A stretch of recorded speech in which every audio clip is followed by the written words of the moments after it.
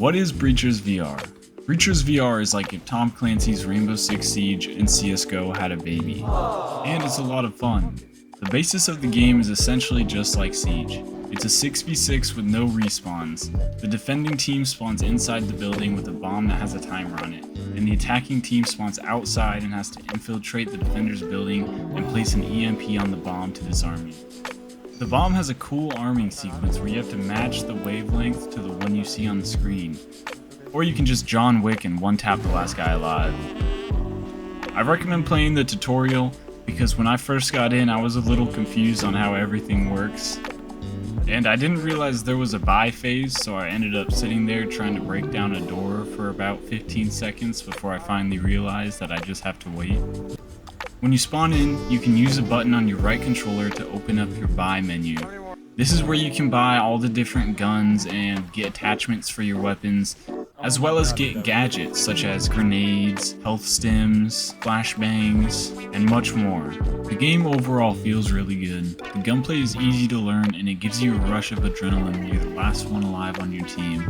The attackers even have small flying drones, so when you're defending you really need to be on your toes at all times. And honestly, one of my favorite things about this game is what people do when they're bored in the buy phase.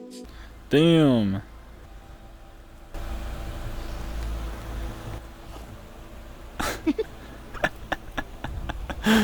Oh, is that you?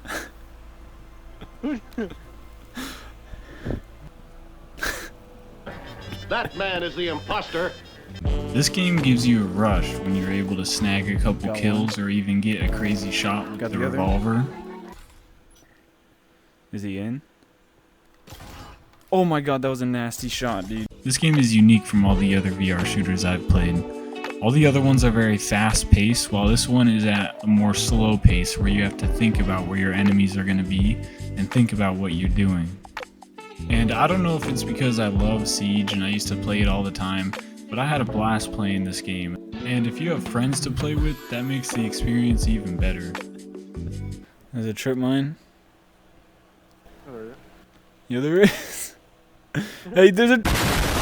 If you've played Siege or ever even thought about playing Siege, and you own a VR headset, I highly recommend you try this game. I read some reviews before I got it about the game having a lot of tryhards, so going into it, my hopes were low. I thought there were just going to be a bunch of little kids with VR headsets glued to their faces who play this game non-stop. And while there are some sweats that need to hit the shower, it's not nearly as bad as I thought. If you load up a quick play game, you're almost bound to have a good time. If your aim's feeling off or if you just need a quick warm-up, you can head to the gun range which is in your little hideout.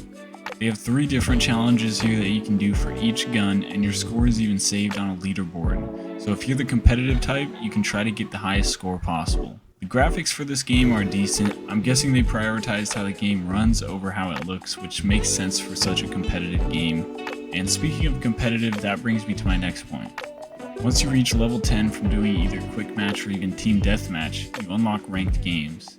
And boy oh boy is it a lot harder than quick play. yeah, no, they're called. Oh, damn. Oh. Oh, no, bro. The ranks are very similar to Siege. There's bronze, silver, gold, platinum, diamond, and after that this game has a few unique ranks such as master, then grandmaster, and finally global champion. When you load up a ranked game, you can tell a difference in how people take it seriously. Your team will more often use their mic to communicate and also coordinate a better attack or defense. Or you'll get teammates like this. Onion rings? And you're just gonna instantly... The tactical feeling of this game is amazing. Nothing beats slamming through a window feet first and rushing the objective.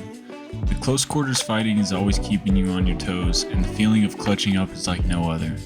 The game has a limited amount of guns to offer, but could use some more. I know it's not practical, but I'd love to see a sniper or maybe a marksman rifle in this game. The game being in VR brings it to a whole nother level from anything Siege could do. You feel like you're actually defending or attacking a site and you never feel safe when you're alone. And the in-game voice chat leads to some really funny moments. He should be low, I hit him in the head. Sure you did, buddy. Are you talking to me? Ooh. I thought that guy could hear me.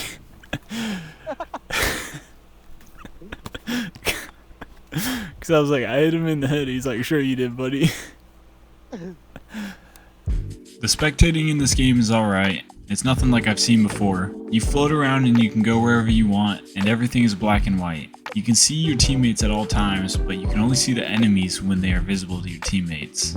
I think it's pretty cool, but I think it would also be nice to have a point of view perspective from your teammates' view.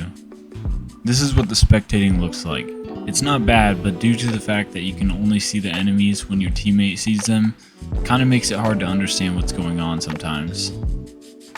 And this game has some very interesting charms. Won't do it. It's kind of like that, but I've never. Why are you Assault walking it ever. towards you? Ever. You're supposed to For me, walk it I never away. do that. I would tell Oh. you just do it once. You need to go Play, Why am I gonna buy? I think one of the best parts about this game is interacting with all the different people. It's still so crazy to me that we can put on a VR headset and be right next to people that are all over the world. It's funny to see how people express themselves through their VR body, and it really makes the game so much more enjoyable. You look fine. What? Oh, your arm is backwards.